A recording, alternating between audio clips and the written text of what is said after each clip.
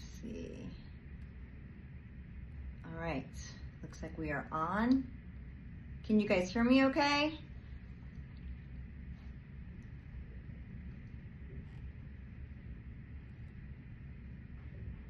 Yes, awesome. Amazing. Thank you so much, you guys, for amazing. Thank you so much for joining me. I'm really excited to be here, and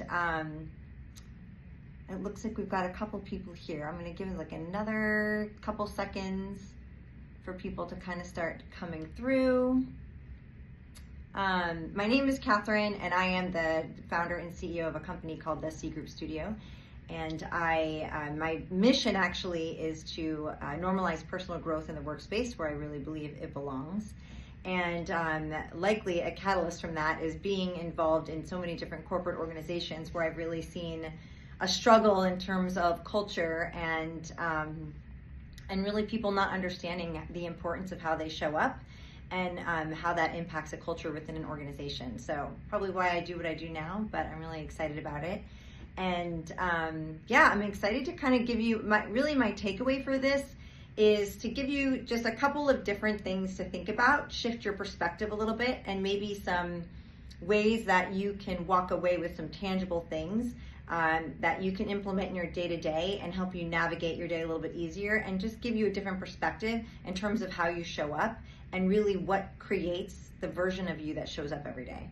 So if you think about the term executive presence, and a lot of times when people talk about that, they're like, oh, it's your how confident you are, or perhaps how polished you might show up as. There's a lot of different ways that that people look at executive presence from an exterior perspective. And oddly enough, actually, it was only 10 years ago that this coin really officially got, or the term officially got coined, and it came from a woman named Sylvia Ann Hewlett, who wrote a book called Executive Presence, and she talked about the it factor, the confidence factor, and from that really was this movement, right? This movement of teachings that happened regarding how many people, or how people can show up, more confident, how they can show up, better prepared, how they can lean in better.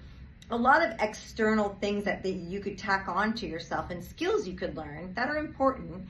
But I would, like to reframe that. And the way I teach it is that, your presence is your power. It is your secret weapon. It's your strategic advantage. It is your power that you own, you live, and you lead with.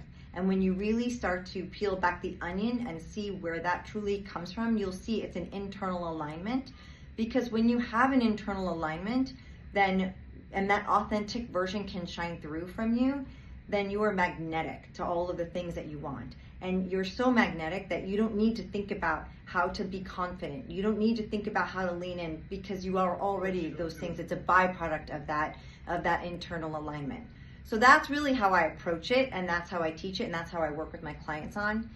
So what I'm gonna do is just give you just a high level of two different concepts that we work on quite a bit that have really been beneficial for moving the needle in a quick way that might make sense.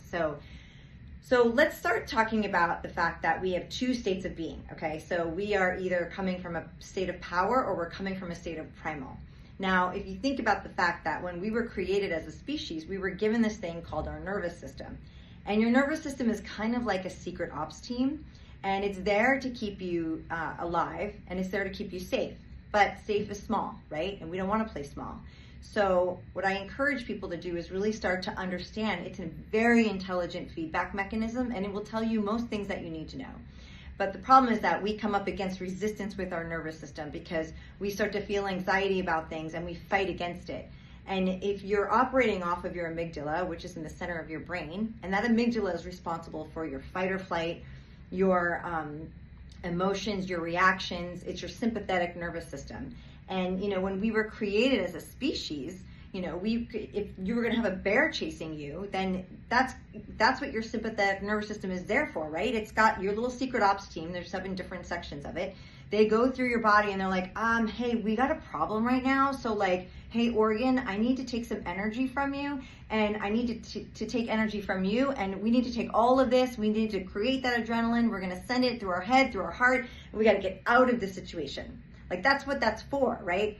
And now we're starting to operate off of that when we have a bill in the mail that we weren't expecting, or, when we had a bad text, or, a relationship with our boss that's not going great. And we're ruminating in that space. And what happens is that we're not accessing the clarity and the genius and the innovative part of ourselves.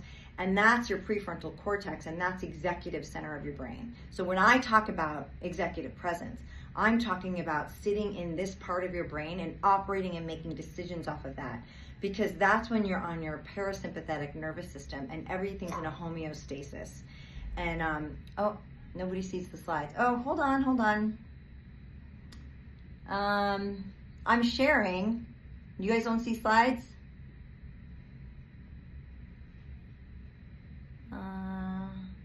It says I'm sharing. I'm so sorry. I don't know why you can't see slides. We can see slides, but they're not changing. Oh, okay. Hold on.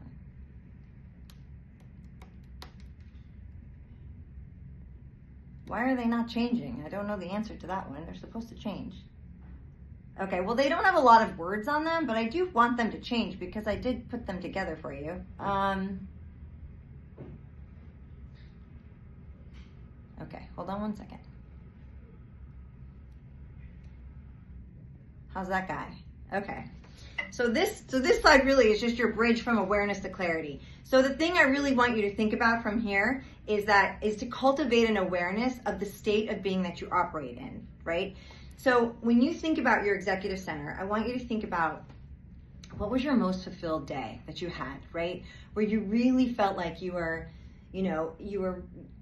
felt good, you felt like you were in flow, you felt like you didn't have a lot of resistance within you, right? That's